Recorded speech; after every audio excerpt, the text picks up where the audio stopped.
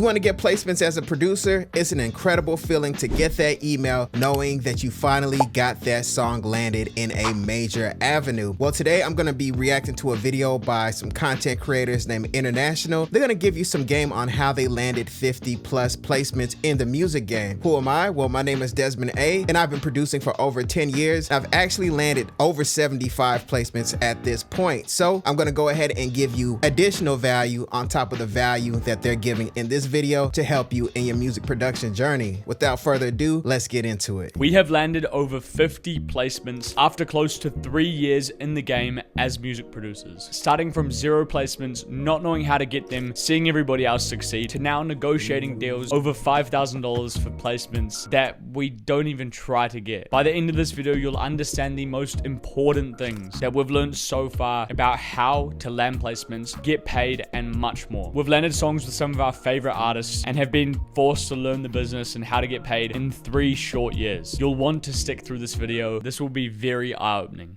The first thing that everybody needs to kind of understand as a music producer is that placements are ultimately based on luck. They are never a sure thing. There's not a task you can do that once you finish that task guarantees a placement. And for that reason, it's not something that you want to chase and never something you want to rely on. And that's for landing them and getting paid, which is another mission on its own. Basing your entire routine and all your focus purely on getting placements is very risky. Of course, it's great when you have placements coming in. It's great to get these big payments coming through and all the rest of it. But keep in mind that it's one of those things where all of a sudden you could have a dry spell and now there's no placements coming through. As well as the fact that getting paid from a placement can take a couple of months to even a year to get paid from some of these songs. Yes, I originally got into the music production game with the assumption that that was going to be the main thing that carried me, was going to be major placements with major artists, and, you know, being in the studio with just big top dog label artists. But my journey was much different. When it comes to major placements, it's really a game of hurry up and wait. And like he mentioned in the clip, it's a lot of just unknown. It's a lot of unknown variables. You can make a whole bunch of beat for one recording artist or one A&R, and that album actually never comes out, and you just wasted a whole lot of time. Or you can make all these beats for a major label recording artist and maybe one gets picked, or they say they're looking for a brand new sound and then they actually just go with the same tried and true safe sound that they've always relied on for this same recording artist. So it's definitely a crapshoot. You can invest a whole lot of time, a whole lot of energy chasing these placements and just burn out time over and over again. You just totally lose time. There's just a small window. There's just a small bubble, a small little area of people who can actually fit in to get these major label placements. And with that, one thing I've noticed, at least over the past few years, is that loop makers have been able to get their major placements through loops because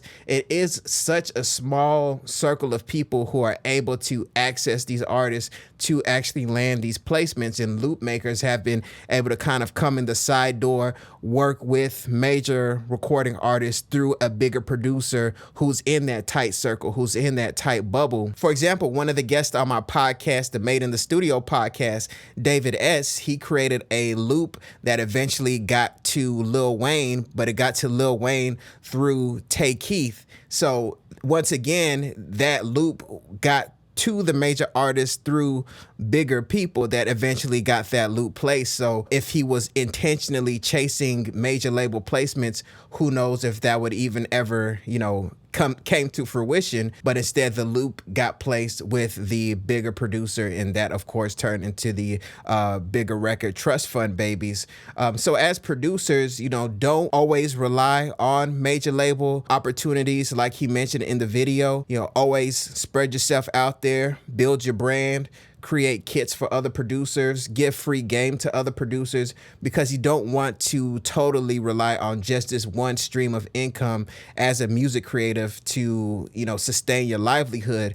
I always recommend learning recording engineering, even just a little bit, even just recording to your local friends or local artists in your area can open up all kinds of opportunities, because just because they're not big now doesn't mean that they're not going to become big later. Then you never know who they know through their network that can open up doors for you when it comes to major placements as well. So yeah, I just want to add on to that point, and definitely great point so far. Best way to think of your placements are as bonuses. It's great when they come in, but you can't rely on these. There's many other things that your focus needs to be directed at as well. So instead of chasing and relying on the placements, rather attract the placements. And the best way to attract the placements is through having systems in place that are going to put your best foot forward for these placements to roll in. Here is a simple example of a type of system that someone might use in order for placements to come to them. Make 5 samples a week. Send samples on 3 occasions throughout the week to your email list, to your producers, artists, whatever. Message 20 new people a week, new potential contacts, some networking, and post 7 bits of content, a piece of content a day, a story, a post. Maybe one of those bits of content is a sample pack on YouTube. If someone does this every week long enough and they continue to improve and they continue to get better connections and continue to progress, it's safe to say at some point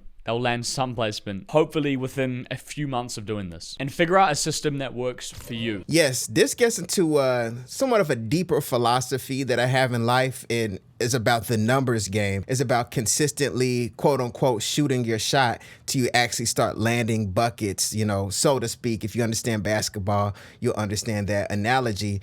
Because if you just shoot a couple of shots and it hits off the rim, it bounces off the backboard, and you just sit down and give up and you feel like the game is rigged, you'll never know how to adjust your shot to properly have it go inside the hoop, have it go right inside the bucket, just swish it. Sometimes you have to flick your wrist to make the ball just spin right in and go right through the hoop. And just like that, you learn that through consistency, consistently shooting shots, consistently making attempts, making loops, contacting people, and not giving up. That's the thing, especially in music, especially if you don't really have a name yet.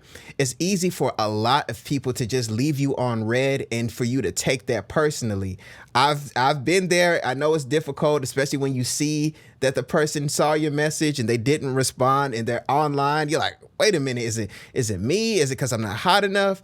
I'll show them one day. And that's not really a sustainable type of energy to have, is this revenge energy that I'm going to blow up because I'm going to show them that I'm going to be the biggest and the best. No, have a long-term system, a long-term approach.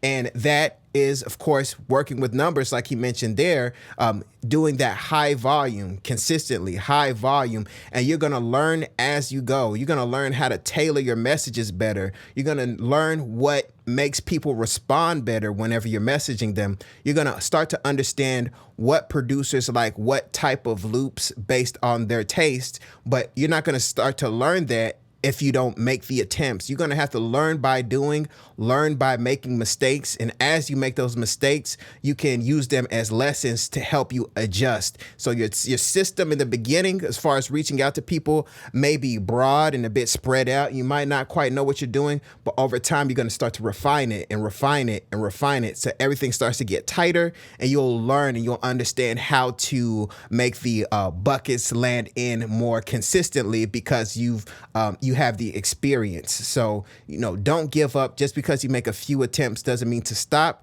Keep working your system until you finally start to see the results. And it may not be as quickly as you want it to be, but it is going to come through that consistent work and being persistent. And on top of that, you may also want to collaborate with other people. That's not just a musical thing. That's also an energy thing. That's also a quote unquote community thing. It's good to have people to support you who have the same vision.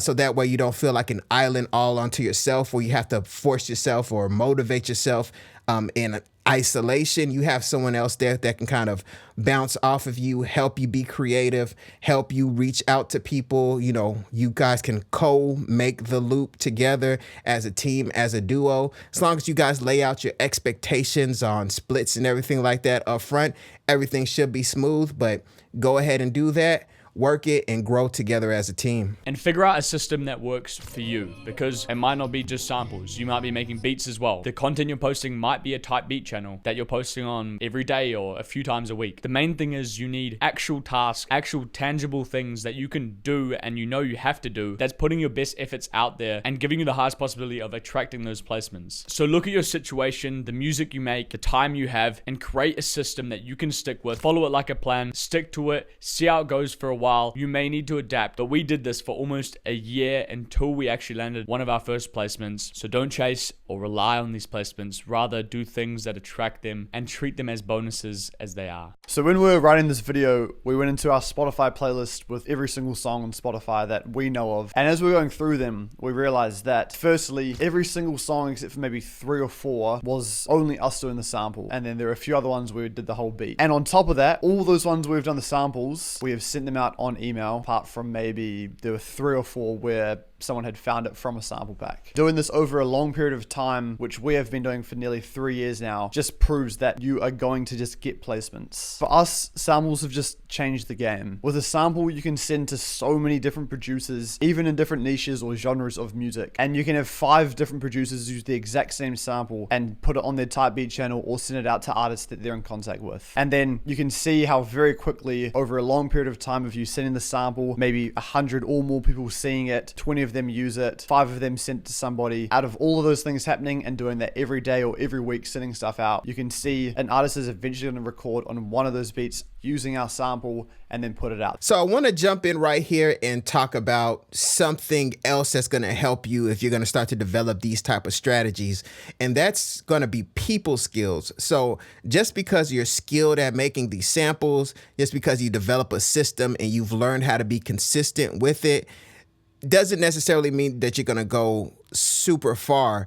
As far as people skills, this comes down to being consistent, being reliable. If you say you're going to do something, actually follow through with it, being able to push through any type of personal issues that you have, whether it be emotional or financial or just whatever you have going on in your life personally, still being able to deliver on the promises that you've given people, and also communicating effectively, not using too much, too many emojis or too much slang, or just being totally unclear on what you're saying or what you're asking for.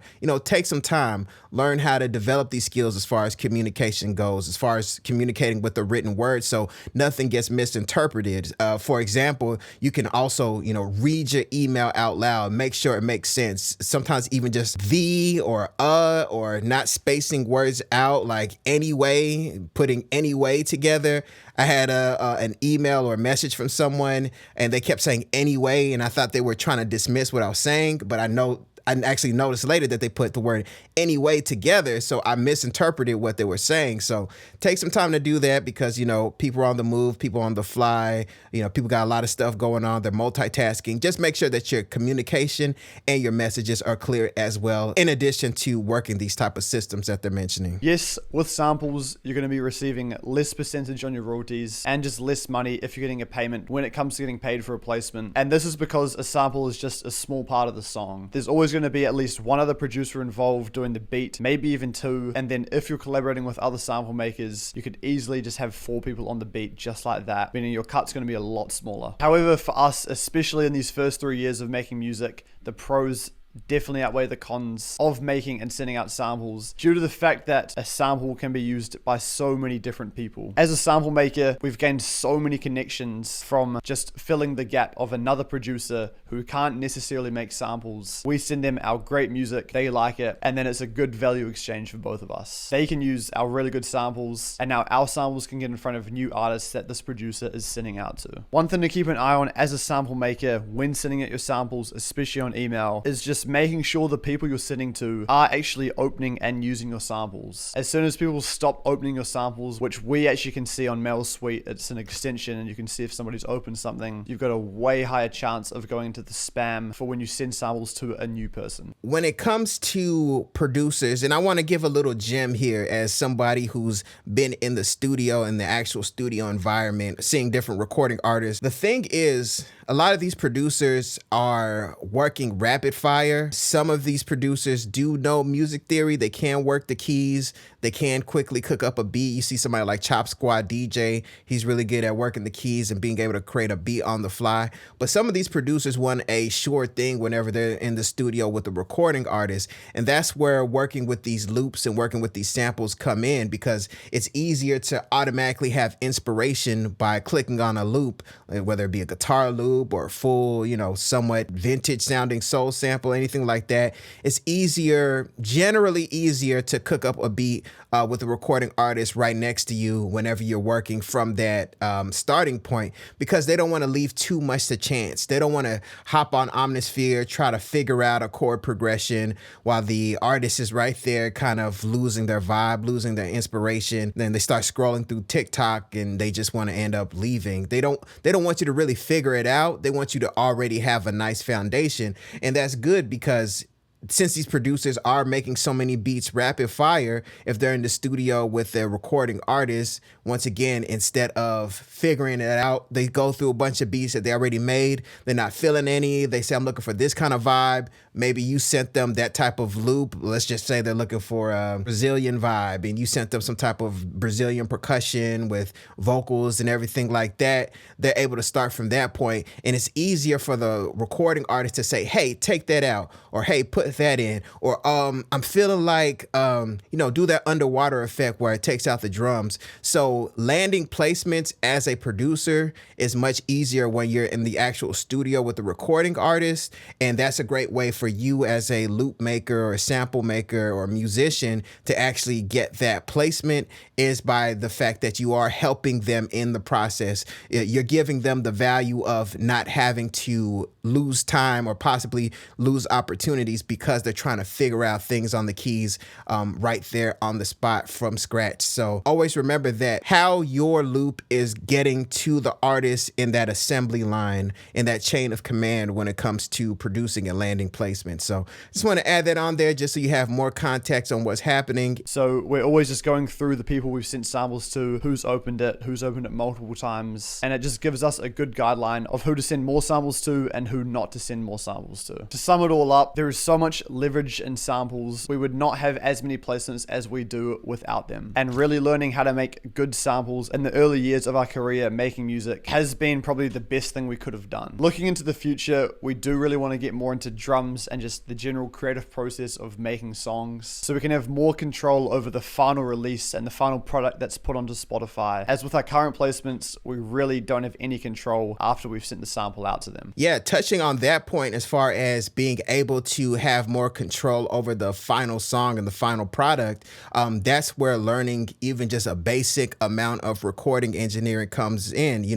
Understanding microphones, understanding audio interfaces, the signal flow, gain staging, and also, I still have to say it, Pro Tools, because if you're going to be going in and out from your home studio to a bigger recording studio to a friend, or work with another engineer, their recording studio, 9 times out of 10, they're going to be using Pro Tools. Some people are using Studio One, Logic, things like that. But the overall industry standard when it comes to recording and actually creating final songs in the music game is Pro Tools. So you want to make sure that you know it and you understand it. As a matter of fact, if you guys are interested, I've compiled a list of my favorite shortcuts in Pro Tools. So make sure you guys go to DesmondASounds.com, get that free guide on my favorite Pro Tools shortcuts. This is not theory. This is real game, what I've actually used in recording sessions and what you'll need to help you have a much smoother process when it comes to recording. So yes, producers, please learn recording, because it's going to take you from the beat maker style of music producer to the song maker style of music producer. I understand there's a kind of a civil war still going on between beat makers and in-studio producers, but as someone who's done both of those, I can say that both skills are very necessary. Both skills are very needed and valuable, but just get yourself a nice quality mic and start learning how to record and learn Pro Tools. Specializing in samples is a great way to get your foot in the door. After getting over 50 placements, we've realized the vast majority of our placements are completely random, from random parts of the world, random individuals that a lot of the time we don't progress with, don't continue to make music with. Majority of the songs have been landed through, of course, sending emails to type beat channels and also putting our free sample packs on YouTube. Now, anyone can download the sample packs from YouTube, right? And anyone can stumble across a beat that's using our sample. And this is the reason that all our placements are completely random. And it's definitely not a bad thing. It's just more of an observation. Thinking long term, it's probably going to be better to lock in with a couple of producers and artists really closely and have placements with them over the next few albums and continue to work with them closer. With the state of a lot of our placements, it's not that. We're not complaining, of course. These still give you great opportunities to get paid from songs. Also, you can publish all these songs and start to build your publishing catalog. It's something that you need to be aware of if you're competing in this sample game. But I think it's very normal for the first few years of producers, especially sample makers. And it's something we didn't really think about and weren't expecting when we started, but that's how it's worked out. Having one close connection that you send music to, maybe no one else has the music, and this person's working with one artist or in one scene. This person loves your music and they use it a lot. This can be an extremely valuable connection, because let's say they're working with this bigger artist. Now you could potentially work on this biggest artist's next album, and then the album after that and the album after that, if you continue the connection with this person. That's kind of guaranteeing you somewhere and someone who always wants music from you, and it's giving you a bit more stability there. With that, now you can send music consistently, knowing where it's heading and who it's actually for. Yes, there's going to be a few people out there who have a whole lot of value, who can open up a ton of doors if they recognize that you're trustworthy, that you can give them that consistent value, and they can rely on you and they perceive you as trustworthy. In my experience, it's been the recording engineer or some type of engineer. They tend to be in the know. They're around new artists, older artists, major artists, or maybe if they're not around major artists, they're around someone in the entourage. So if you're wanting to build those connections, here's a little gem. I probably shouldn't be spilling it, but if you made it to this part of the video, I'll go ahead and give it to you. Actually book studio time with recording engineers in your city. Or if you're not in a major city, whenever you're able to, maybe you're going out to visit family somewhere or visit a friend in a major city, book studio time. And once you book studio time, that engineer is kind of, for lack of a better term, forced to be around you for a little bit. So one thing I would say is go to that recording studio, bring some beats, and then just talk to the engineer like, hey, I want to learn how to mix my beats better. What do you think about this? What do you think about that? And then as you're working with that recording engineer, you guys can build camaraderie. You can start to ask questions, so how long you've been engineering? How long, what do you think about Pro Tools versus Logic? And then what you're going to notice that a lot of engineers are don't really have too many people that they can express themselves to. So if you're booking studio time and you're talking to them about these things that they're highly interested in, somewhat button pushing questions that's going to have them be expressive and open up. And then as they express themselves, as they open up, they're going to perceive you as someone that they can kind of, trust, they can chat with, and then when you're done with maybe it's like a 2-hour session, 3-hour session, you exchange information, you have their email, they have your email, and you just want to follow up consistently. Whether it's going to be every other week, whether it's going to be every month, every other month, just figure out a cadence that you're going to reach out to this engineer, so that way you're helping them, you're making their life lighter. 9 times out of 10, they're, from my experience, a lot of them are like family men, and, they have a lot going on. They're dealing with kids. They're dealing with, deadlines when it comes to mixes. So whenever they see your email, they want it to be a breath of fresh air. It's like, this is, John Doe, the producer.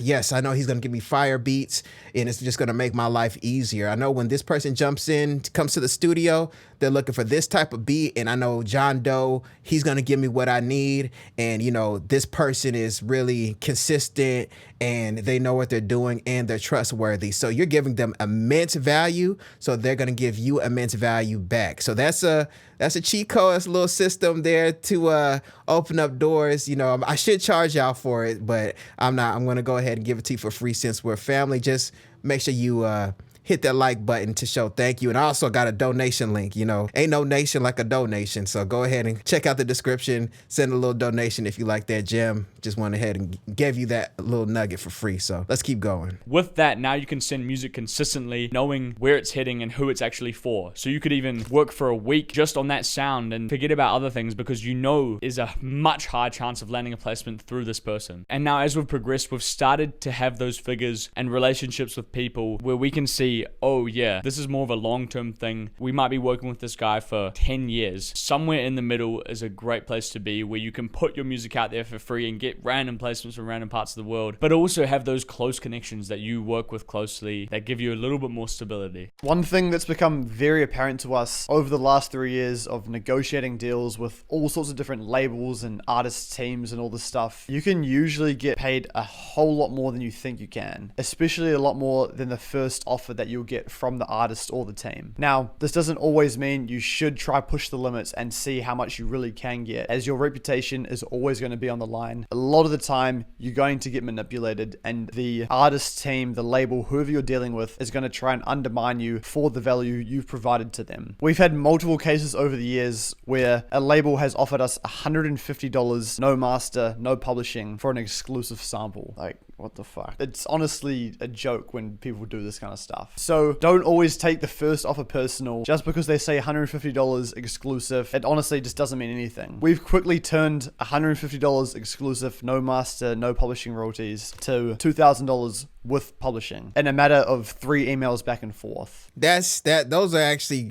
that was a crazy offer. Now let me say this: sometimes, especially for you younger guys, sometimes people will try you. They'll give you an intentionally lowball offer just to see if you're hungry or thirsty enough to just go for it, because you might just be really status hungry, to where you want to just tell your friends, family, maybe some girls that you're dealing with, that you landed this, Drake placement or Polo G placement or Lil Baby placement, whoever, and that's going to be enough for you. That status is going to be enough for you to take this lowball offer, as opposed to getting, a decent cut of what you put into the beat, into the situation. So, like you mentioned, have some backbone, stand up for yourself, and, at least attempt to negotiate to get more on what you deserve. And also, don't be afraid to reach out to people who are more experienced than you, like some type of mentor, maybe, like I mentioned earlier, recording engineers. Some of them are in the know when it comes to the music business and splits and things like that. Some aren't. But yeah, don't be afraid to reach out to someone who's more experienced than you, who's been there, done that, seen certain things, that they can advise you on what to do. Because one thing you don't want to do is fly blind in these type of situations and just, be reactive, just, maybe lashing out in the email or, getting on Instagram and being really upset.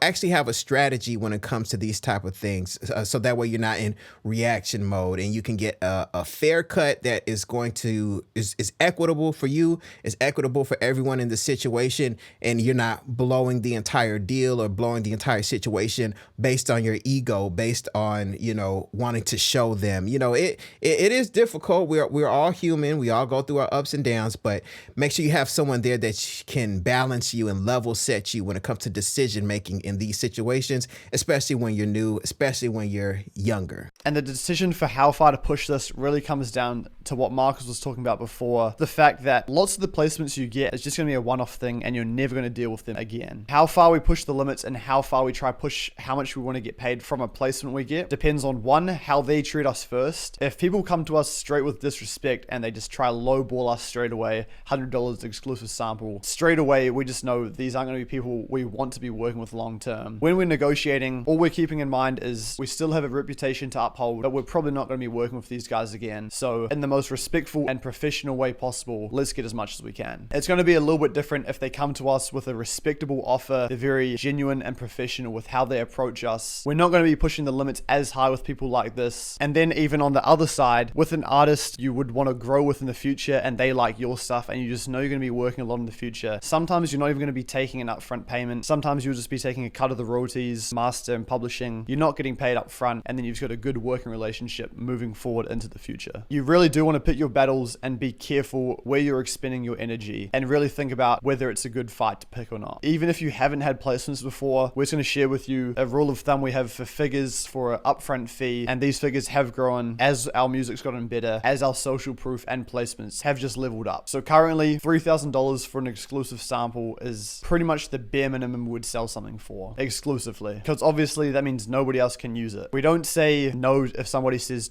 $2,500, but it really does depend on the other factors, such as, are we getting master royalties, are we getting publishing, and then also we're to take into account the projected performance of the song. There's so many things that comes into it that you sort of learn as you go. We made a full video going into the business side and how to get paid for your placements, and off the back of that, here's 2 things to keep in mind when trying to negotiate a deal for a placement you've landed. Firstly, if you're negotiating a deal for a placement with an artist who's signed to a label, the label will have allocated some money to put towards the artist and whatever song or album they're working on. In our experience dealing with labels, you can usually be expecting a few $1,000s up front to split with the rest of the producers, but keep in mind this is usually at the expense of not receiving any master royalties. Don't settle for a stupid offer, stand your ground, know your value, and really just fight to get at least a couple thousand, especially if you're not getting offered any master at all. You're going to get placements as well with independent artists with no label backing, no budget behind them, and in these cases you're almost never going to get an upfront payment. But that's not to say you can't make money, as you can negotiate for high percentages of the master royalties. It might be as simple as getting added to the DistroKid splits, and if the song performs well, could even end up making more money than you would have got from a major label. Yes, those independent artist situations can definitely be tricky at times, because you have independent artists who are actually serious, who are actually out there on the grind, promoting themselves, doing shows, making sure that the revenue streams are coming in for them as a business. But then also you have the independent artists who are super focused on the creative side. They're constantly in the studio. Maybe they'll make posts here and there, but they're not really too focused on the business side. And what they could do sometimes is kind of pull on your heartstrings due to the fact that they're so musically talented. And that can give you the misleading impression that because they're so musically talented, that means that they're going to generate income and generate revenue for you as a producer. And that's unfortunately not necessarily true. Being talented doesn't guarantee or entitle you to actual career growth, which is going to in turn come monetary benefits. Because of that, you want to make sure that you're able to make the distinction between the two. Is this an artist who I really like creatively, but business-wise, they're not really doing anything? They're not really generating any income, any revenue from their music?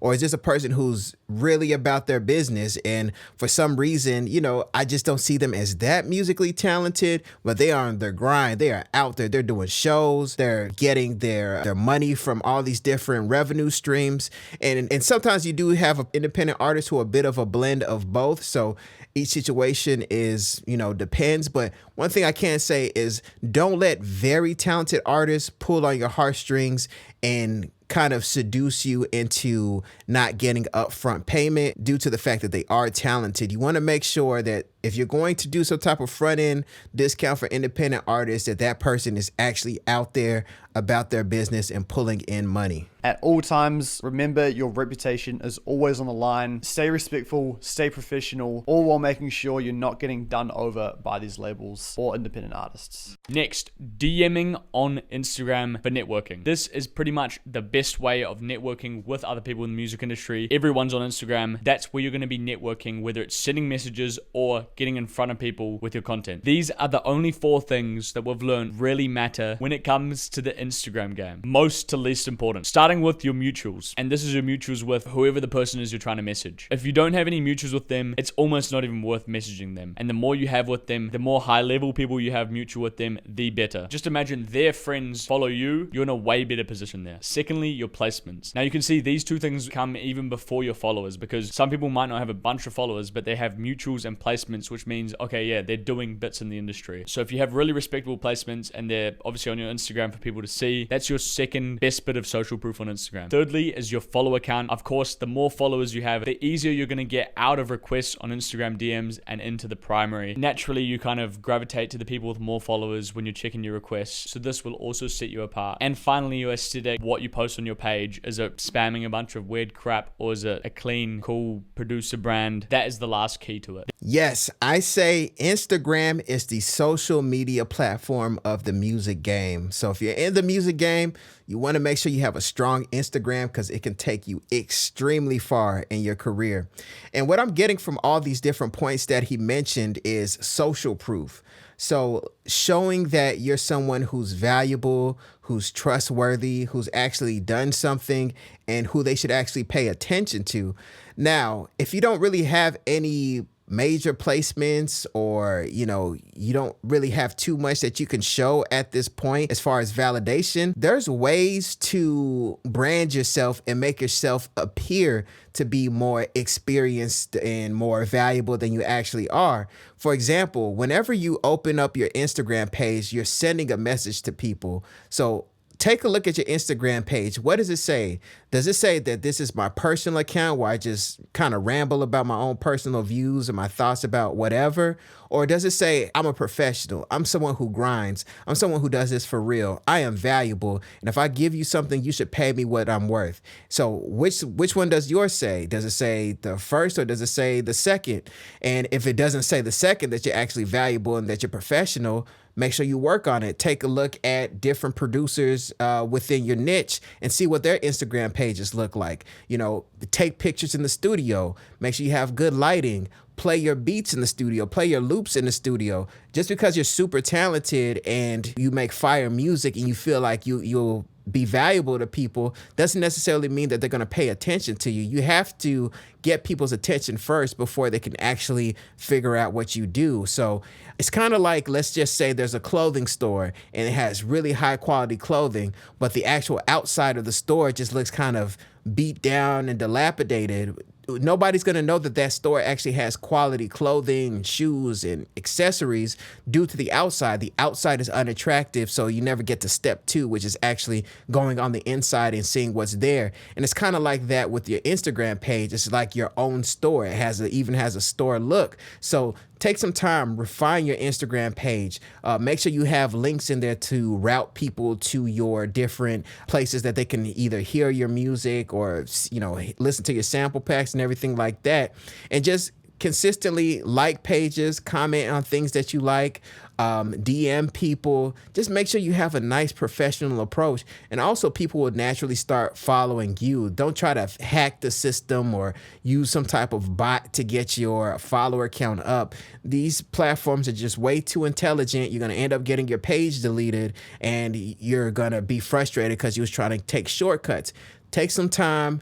Build up your Instagram page, build up your branding, get great photos, get great video clips. And then as you keep doing that, as you keep growing that and you message people are going to take you more and more seriously because it looks like you take yourself seriously. The better these all are, the easier networking becomes on Instagram. Spend a couple years in the game and slowly grow these if you're looking for that long-term success. It's a numbers and consistency game. You need to be consistently putting up the shots and never stop sending music out. As soon as you stop sending music out, now no one's hearing it. Now no one's even got the chance to use it. No more placements for you. Once you get the green light from someone, they say, sure, send me some stuff. They send you their email, their number. Don't stop sending music to them. As long as the music's good and you're not completely overloading them. If you do feel like you're overloading them, maybe you need to slow down the frequency that you send to them. But for a rule of thumb, once or twice a week, sending a couple of samples, a couple of beats to an artist, and just continuing to do it is the right move. The amount of times we've sent to someone for a couple of months and then randomly they'll go and check it, or they'll like a message, or they'll send back a beat. You just have to keep doing it. Keep throwing up the shots. Someone's going to give you a chance. And this is the same when looking for new connections. You're going to need to message quite a few people. Just don't be a bot. Don't ask for their loop email. Don't be just like every other producer. People will give you chances, and when they do, treat them as if they're going to be your next best friend and value those people that give you a shot. Yes, like I mentioned earlier, this is a numbers game, a consistency game, and also a persistence game. Being able to push through the low points to be able to get to the high points. But as you can see, great minds think alike. We're saying a lot of the same things. Now, when it comes to messaging a lot of artists, or excuse me, a lot of people in the music game, one thing you want to always do is don't feel entitled. You're not entitled to these people's attention just because you have good music. They have a lot of stuff going on. They don't know you. They don't know even if you bring value. They don't owe you any type of response. So if you keep being, bothersome, if you don't know how to approach them right, they might end up blocking you completely. So you need to figure out a way to approach people that doesn't totally throw them off. You don't want to be super passive, like, well, can you check out my stuff? But you don't want to be super in your face as if they know you already, like, yo, you need to listen to this right now. There's a way, there's a balance, there's a je ne sais quoi, there's a smoothness in a way that you develop the way that you approach people. And that's going to be from you actually doing it. As you do it, as you start to see people respond, as you see them actually give you their email address, at that point, you're going to recognize, oh, this is how I need to approach people. Ooh, when I did this, they didn't reply to me. Okay, next time I'm going to send this type of message. I'm going to add a question at the end. That's going to elicit a response for people. So the system that you create is really going to be unique to you as far as getting responses from people.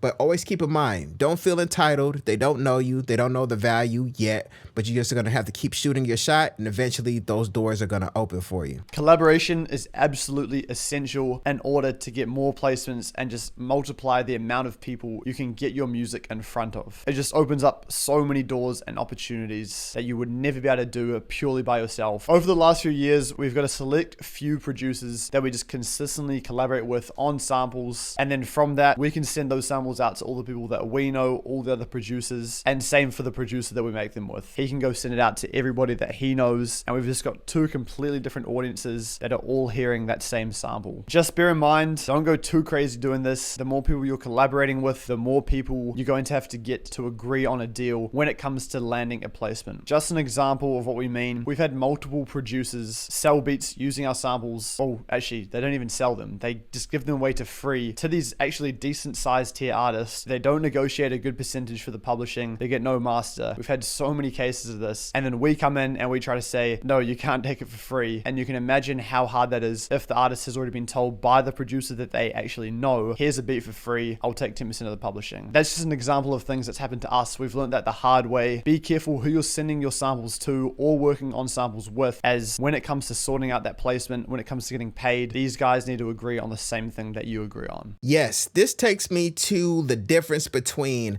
talent and business acumen. So you can find producers who are very talented to send your loops to send your samples to. They could be highly skilled musically, but when it comes to business acumen or just the ability to do business well, they'll pull situations like he just mentioned there, having conflicting promises where the artist will maybe eventually just say, forget the whole situation. I'll just have my, cousin or my nephew remake a better beat and we'll just cut y'all totally out, which unfortunately does happen at times. So if you're going to end up sending these samples and you're looking for producers to collaborate with, always remember that distinction. And it can be talented because music, it can essentially get us high. You understand what I'm saying? We can be in a really altered state just by listening to music, especially if it comes from a composition that we made and then the artist actually gets on it. It can be difficult for us to think clearly. But always remember, just because a producer is talented doesn't mean that they're going to do business well. So the goal is to actually try to find a blend of both. If you start to notice red flags in the beginning, don't ignore that. Emails are also admissible in court and in legal proceedings. So if you want to discuss things with producers, make sure you do it via email instead of doing it on phone calls where, things aren't really tracked. Do it via email so that way you have these things in writing. You have the understanding already there. Everything has been clarified. There's no misunderstanding. So that way when the placements come, everybody's in the clear. Everybody understand what needs to happen and what needs to occur. Make sure that it's in writing so that way in case you do have to, enforce some type of legal action, you already have what you negotiate and what you agreed on in email, in writing, so that way you're protected. Once you start getting these placements, you need to be ready for these difficult negotiations, these long periods of time where you're waiting for people, waiting for responses on email. There's so many frustrating things that can knock you down and waste your time and energy. You're gonna have to go through a few placements, a few situations to learn the business, build your confidence for when working with these managers and labels. The industry is very slow, very crooked. Expect things to take a long time, many emails back and forth, even some situations where it's easier to move on and forget about it than chase down. However, whatever you do, never stop making music. That's the reason you got in this position in the first place. Make sure you still make something every day. You can't let these labels, these managers, and these negotiations take you away from doing what is needed, making the music. The next thing you make could be the next big placement you get. Pharrell always said it. He said, never stop making music. It's music business. They're going to take advantage of you because they know you don't know no better. You find yourself in a situation when you're in a compromised contract. Don't stop making music. Make the music. Don't stop making music. And that's what we'll continue to do. You know, that's the thing about the music game and the music business. I say it's always a hurry up and wait game. Hurry up in the sense where it's, we need this by this date. We need this by this date. We need this by that date. We need this revision at this time. Can you do it by this date and this time? So it's hurry up in the fact that you got to push yourself to make sure you hit those deadlines, but then it's wait in the sense that it's wait for the actual payments to come through, especially for me, where so many of my placements have came through TV and film realm, where I have to wait for someone like ASCAP to generate the money and then, you know, actually give it to me. It feels like sometimes it almost took me like a year to actually start getting paid. So that's quite a long time. So, you know, if you don't have the patience, it can be difficult to deal with. But that's also another reason why I also mentioned, you know, recording. There's always artists out there who need a record, who need someone who knows how to mix, who knows how to master. So that's a separate revenue stream that you can create for yourself. Not only does it open up doors for networking, but it also, of course, brings in that consistent revenue, that consistent income that you can use, as opposed to waiting for beat sales or waiting for major placements or these loop placements to hit. You have something that's more consistent and predictable. Make sure you guys take some time to learn it. Just start learning baby steps, and that's an extremely valuable skill, and it's going to help you. And it's also going to give you leverage, so you feel more comfortable and confident telling people no, which is an amazing feeling to tell somebody no, because you know you're good, because you have other things coming in that's going to support you. So let me know what you guys think in the comments. What are some strategies that you've used that's helped you land some placements? Or also, are you in the process of hitting up recording artists and bigger producers to get your loose place? What are some of your experiences? How have they been so far? Let me know in the comments, and I'd be glad to check it out and also help the community build,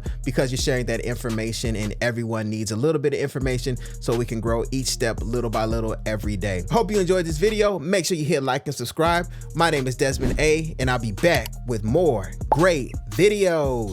Peace. Desmond A.